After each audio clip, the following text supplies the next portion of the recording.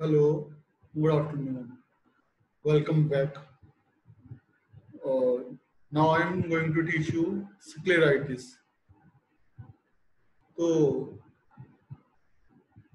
जो शुक्ल कत्र रोग हैं उनमें चार मॉडर्न डिजीजेस का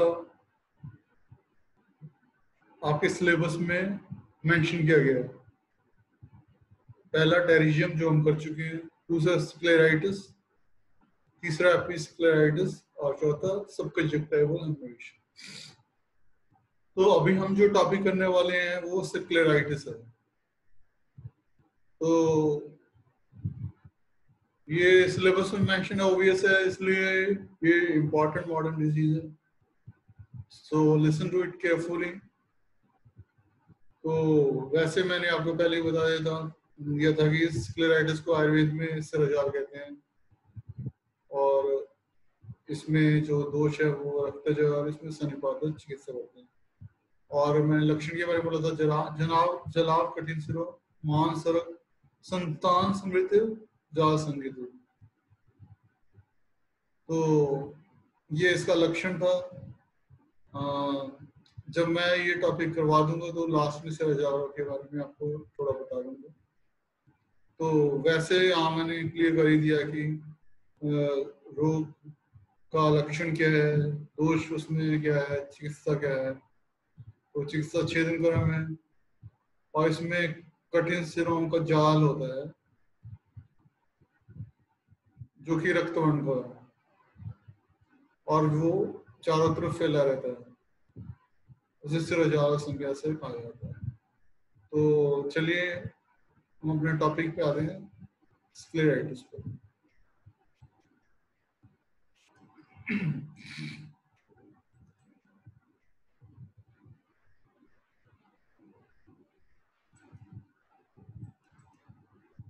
So our next topic is scleritis.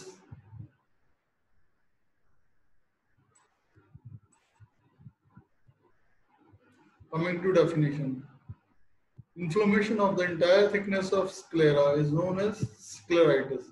तो उसमें इंटायर स्क्लेरा की थिकनेस की जो इन्फ्लेमेशन हो जाती है, जिसमें एपिस्क्लेरा, टैनन कैप्सूल और जो कंजक्टाइवल पार्ट उसको कवर करता है, वो सबकी इन्फ्लेमेशन को स्क्लेराइटिस कहते हैं।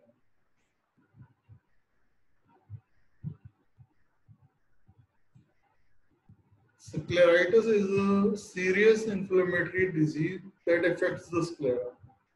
तो ये सीरियस इन्फ्लेमेटरी कंडीशन है जो स्क्लेरा को इफेक्ट करती है। ये स्क्लेराइटिस की पिक्चर देख रहे होंगे आप।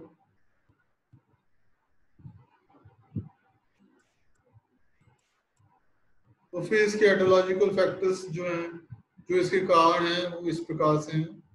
इसमें बहुत सारे कारण हैं, डिफरेंट डिफरेंट कारण जो हैं इसके एटोलॉजिकल फैक्टर्स में इंक्लूड किए गए हैं।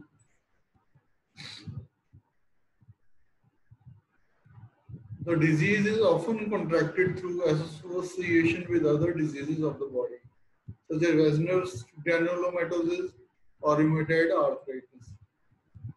तो ये ऐसी डिजीज है जो बॉडी की अन्य डिजीजेस के साथ एसोसिएटेड रहती है, लाइक ऑटोइम्यून डिजीजेस, इसमें rheumatoid arthritis इंक्लूडेड है। और it may also be associated with metabolic disorders जैसे गाउट के साथ भी ये हो सकता है। ग्रेनुलोमेटस डिजीजेस इसमें लेप्रोसी हो गया, ट्यूबरकुलोसिस हो गया, सिफिलिस हो गया, ये सारी डिजीजेस के साथ भी जो स्क्लेराइटिस हो सकता है। देन कुछ infections, some infections like herpes zoster being the most important cause. तो कुछ इन्फेक्शन जिनमें हर्पीज जोस्टर जो है मोस्ट इंपॉर्टेंट कॉज है।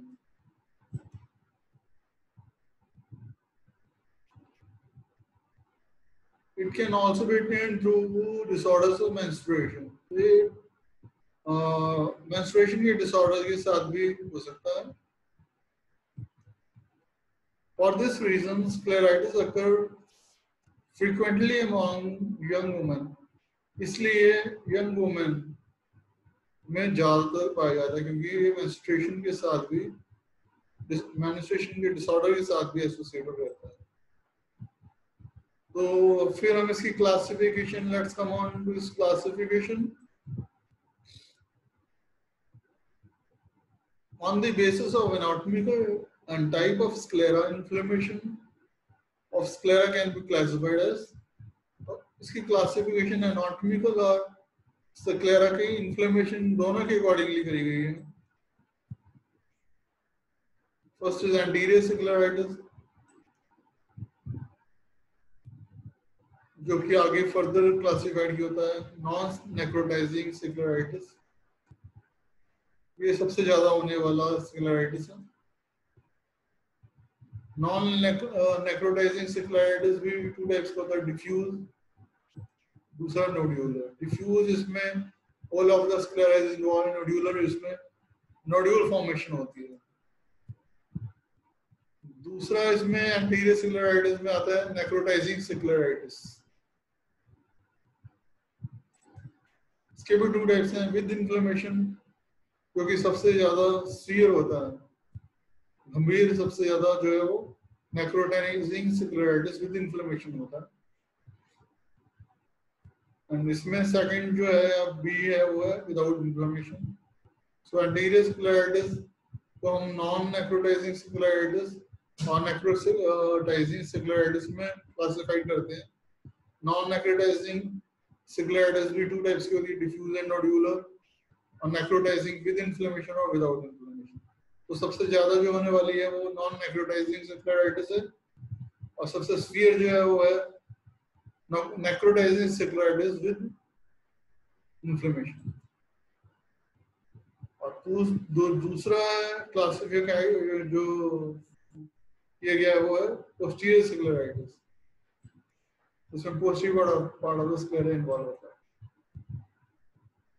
तो ये सीवियर कंडीशन ऑफ स्क्लेराइटिस की देख सकते हैं।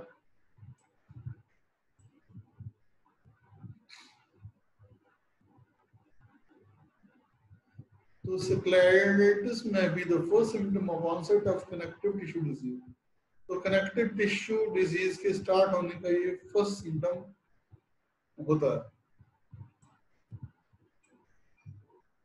तो फिर हम इसके क्लिनिकल फीचर्स पे आते हैं। इसमें जो सिम्टम्स हैं वो हैं redness of the sclera and conjunctiva, sometimes changing to purple hue. तो इसमें स्क्लेरा और कंजक्टिवा की रेडनेस मिलती है जो कि बाद में पर्पल कलर में चेंज हो जाती है। इसमें सीवियर ऑकुलर पेन होता है, पेन जो है बहुत ज्यादा होता है आईज में, जो कि एपिस्क्लेराइटिस में नहीं होता, और ये रेडिएट करता है टू टेम्पल और जॉ। तो ये रेडिएटिंग सीवियर पेन होता है इसमें स्क्लेराइटिस।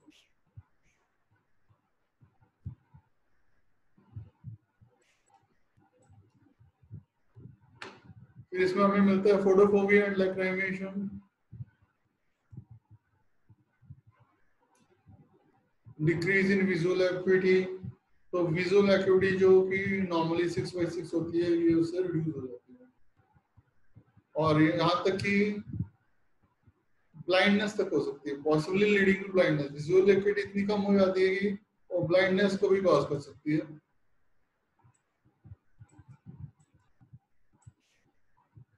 फिर इसका डायग्नोसिस,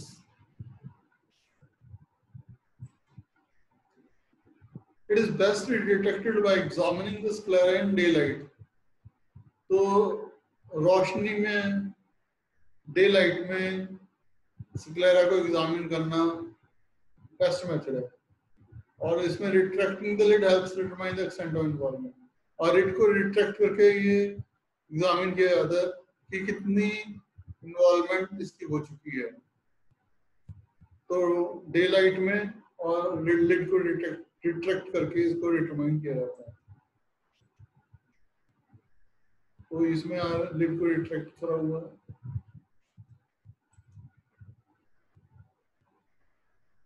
यहाँ पे ब्लेड को रिट्रैक्ट करके एग्जामिन कर रहे हैं।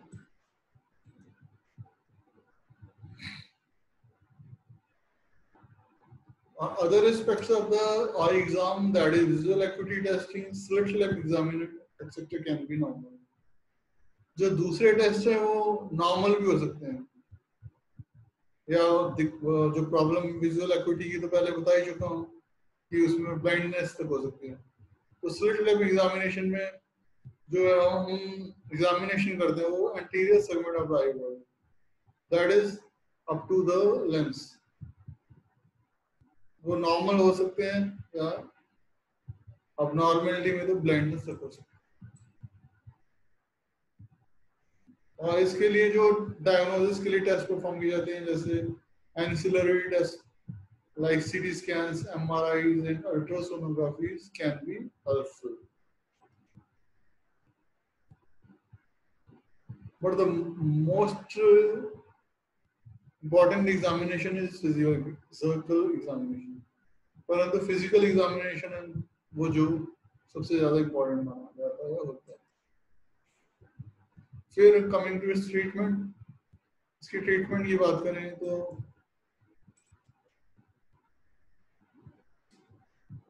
it is treated with an oral medication and an eye solution। तो उसमें स्टेरॉइड्स को यूज किया जाता है सिस्टमिक यूज के लिए, और आई ड्रॉप्स को यूज किया जाता है।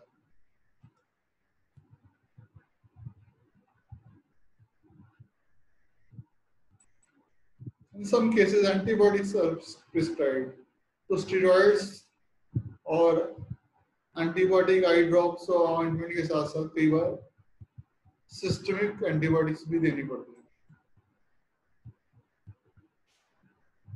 Simply using it does not treat scleritis. Corticosteroids और आई ड्रॉप्स के बिना अगर सिंपली ड्रॉप से स्क्लेराइटिस को ठीक करने की कोशिश करें तो ये पॉसिबल नहीं है। अगर लेस सीवियर केसेस है, non steroidal anti inflammatory drug जैसे कि ब्रोफिन, उसको पेन रिलीफ के लिए दिया जा सकता है।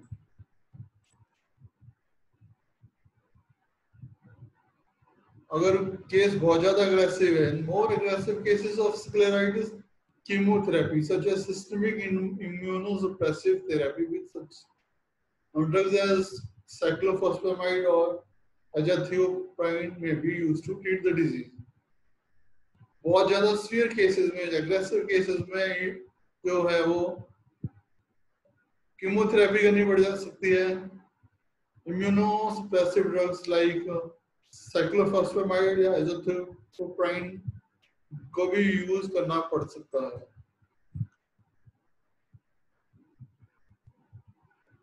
And in very severe cases of necrotizing scleritis, eye surgery must be performed to repair damaged corneal tissue in the eye and preserve the patient's vision। बहुत ज्यादा सीवियर केस जो है नेक्रोटाइजिंग स्क्लेराइटिस में, उसमें सर्जरी की आवश्यकता भी पड़ सकती है ताकि कॉर्नियल टिश्यू जिसका डैमेज हो सके उसको ठीक किया जा सके, प्रिजर्व किया जा सके और पेशेंट की विजन को बचाया जा सके। तो स्क्लेराइटिस can cause blindness if not treated properly. तो स्क्लेराइटिस को अगर प्रॉपर्ली ठीक नहीं किया जाए तो ब्लाइंडनेस को भी कॉज कर सकता है। तो इसको हम आयुर्वेद में सिराजाल लेते हैं, इसके बारे में पहले भी आपको बता चुका हूँ, चलो एक बार रिवाइज कर लेते हैं। सिराजाल का लक्षण है जलाब, कठिन सिरों, महान सरक, संतान जाल संधि। तो इसमें कठिन सिराओं का जाल होता है क्योंकि काफी फैला हुआ होता है और रक्त वर्ण का होता है। ऐसी संज्ञा वाले रोग को सिराजाल कहते हैं। इसमें दोष व रक्तज है। इसकी चिकित्सा व्यापी तदपि मार्ज्य लंबितम छिंद्याद्रि शस्त्रेण वतम शुक्लांतम अक्षितम, अर्थात इसमें भी छेदन कर्म किया जाता है जैसा कि चर्म रोगों में वर्णित है।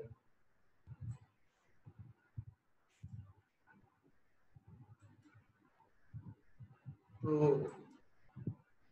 मुझे उम्मीद है आपको ये टॉपिक समझने में आ गया होगा। तो इसकी सीवियरिटी को देखते हुए भी ये इम्पोर्टेंट है, क्योंकि ब्लाइंडनेस कॉज कर सकता है, और एग्जामिनेशन पॉइंट ऑफ व्यू से भी ये इम्पोर्टेंट है, क्योंकि शुक्ल 4 रोग हैं जिनमें मॉडर्न डिजीज का मेंशन किया गया। उसमें एपिस्क्लेराइटिस भी एक है, तो टेरिजियम एपिस्क्लेराइटिस तो एक है, साथ में सबकंजक्टिवल हेमरेज, टेरिजियम और ये एपिस्क्लेराइटिस, और जो ये स्क्लेराइटिस हम कर चुके हैं अभी, वो भी इम्पोर्टेंट है। और तो टेरिजियम और स्क्लेराइटिस हो चुका है, एपिस्क्लेराइटिस और सबकंजक्टिवल हेमरेज हम आगे करेंगे। तो please learn, utilize your time, study, including other activities.